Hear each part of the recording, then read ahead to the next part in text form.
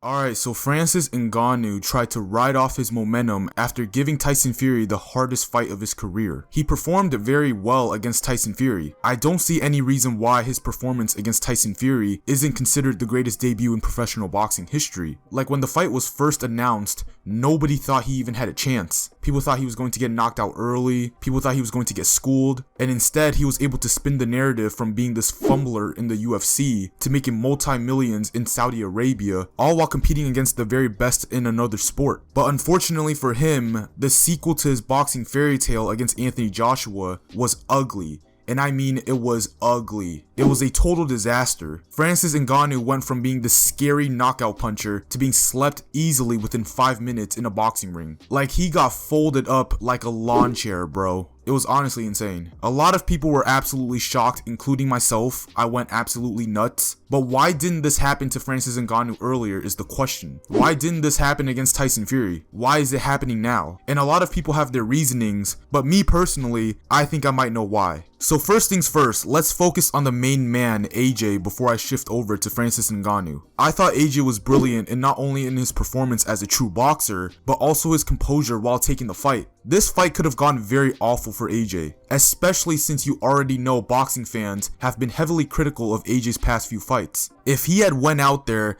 and got absolutely torched by Francis Ngannou, you would never hear the end of the slander for him. You already know Teddy Atlas is finna go crazy on this podcast if that was to happen. But instead, he held himself very well. He knew who he was and had a definitive game plan of how he was going to get it done, and he did it. The first main takeaway that I want to bring up was just the fact that AJ was just able to neutralize Francis Ngannou. And in order to know how he did it, let's pinpoint every single thing that Francis Ngannou was able to do in his boxing debut against Tyson Fury. The first thing is the left hook. The same left hook that dropped Tyson Fury because of Fury's tendencies of falling into his combination. Tyson Fury does this thing where he likes to throw a 3-2 combination and then he immediately clinches. It's a tactic that he has used against smaller opposition since he's always the bigger man. Exhibit A, when he fought Deontay Wilder, he was able to do this to not allow Wilder to get any shots off. But against Francis Ngannou, Tyson Fury wasn't able to move him the way that he wanted to. So Fury was off balance and fell right into range where Ngannou was just able to hold his ground and land that counter check hook. 2. The inside work. Ngannou was able to land a lot of quality shots on the inside when Tyson Fury wasn't able to act as the bigger guy to try to bully Ngannou. He was able to land uppercuts and hooks too easily. But if you notice with AJ, he never allowed Ngannou to draw him into his fight. He boxed from long to mid-range and forced Ngannou to fight on his terms. And again, AJ isn't the most skilled boxer out there, but he's much more of a boxer compared to Francis Ngannou. Francis Ngannou, despite performing very well, he's not particularly skilled as a boxer, and we'll get into that in a little bit. But that's why Ngannou was more so reaching with his shots in this fight compared to the Tyson Fury fight. The range and the distance that he had to fight with in this fight was completely different to the Tyson Fury fight. The second takeaway of why AJ was able to easily beat Francis Ngannou was just the simple fact that he had much better skill, but most importantly, experience compared to Ngannou. And that might sound obvious or cliche, but let me explain. When the fight first started out in round 1, you can see what AJ was trying to do from the get-go. He was trying to set him up immediately with jabs to the body, and AJ statistically has a pretty good jab and he used it very well in this fight. On top of that, he was able to draw out Ngannou with his front foot feints. But more specifically, he was able to draw out Ngannou's defensive habit and his preloaded counter. He was able to make so many reads with those foot feints because Ngannou firstly kept trying to parry the jab. Every single time AJ steps low, Ngannou tries to parry. Or the other thing that he would do is that he would try to counter with a check left hook every single time. Meanwhile, AJ is able to defend jabs in a much better way, and that's by using his feet. Using your feet is always the #1 option to defend in boxing, and that's what AJ did. Francis Ngannou typically has heavy feet as a fighter, and to be fair, AJ does too, but AJ's a boxer, so he's gonna naturally have better footwork. And you can just see AJ just stepping back out of range and then resetting immediately, trying to maintain position the entire fight. Never being too far out, but never also being too far in. The only mistake that I can really pinpoint from AJ was the fact that he was moving to his left into Ngannou's right hand. There were a few moments where he actually did get clipped a little with a right hand because he moved into the shot. There was an exchange where Ngannou tried to walk AJ into a right hook,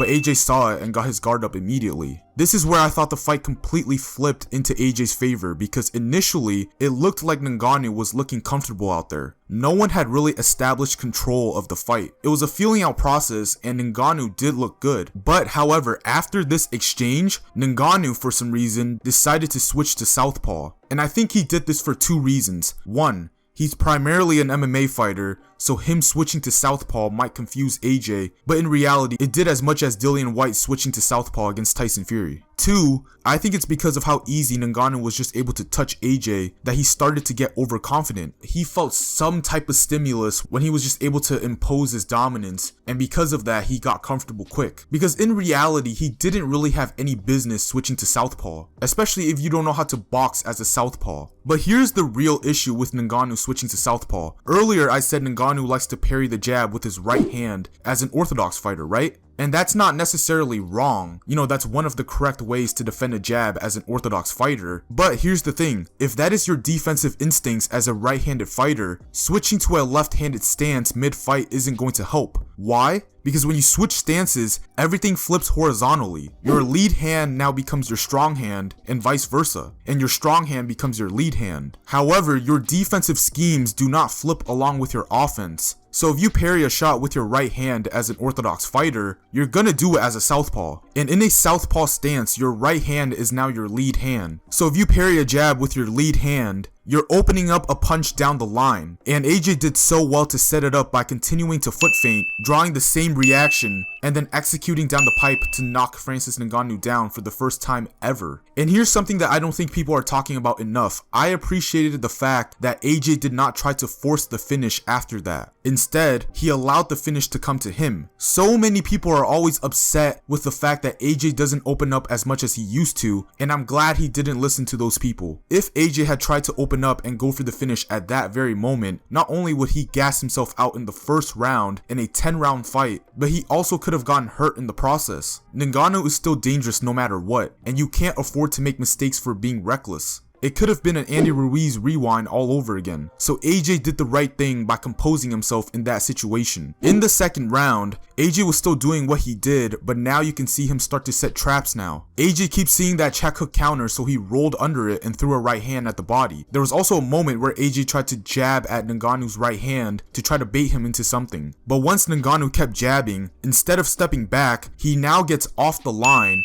and counters Ngannou coming in. This is something that AJ has done in the past, and he's actually pretty good at it, the pull/slip counter. This perfectly highlights the difference in skill and experience. AJ was able to use his eyes and awareness to make Ngannou pay for committing. He was able to knock Ngannou down for the second time using his experience from seeing jabs from other boxers who were better than Ngannou, and in return he had a solution for it. Meanwhile, Ngannou tried to counter AJ with just pure reactions. Every single time AJ just jabs, Ngannou just wants to throw a hook as a defensive move. There's a big difference. And at this point, Ngannou was done. Like, he got hit in the temple and he clearly wasn't there. And all AJ needed to do was just step into another right hand, no setup, and that was all she wrote. So to conclude everything, I just mentioned like 4 or 5 things that AJ did better in terms of experience: defense, footwork, feints, setups, traps, and awareness. Even composure when unlocking the finish. Overall, an amazing performance tactically and mentally for AJ. He boxed him instead of fighting him, and he got the job done easily. So now transitioning over to Francis Ngannou, I thought his holes as a boxer were heavily exposed in this fight. From a visual perspective, it looked like Ngannou was slowly transitioning into looking like an actual boxer, especially when the fight first started. But when the fight carried on, you can clearly see that that wasn't the case. First of all, the check left hook counter and the pairing of the jab to the body, that was not good. Why?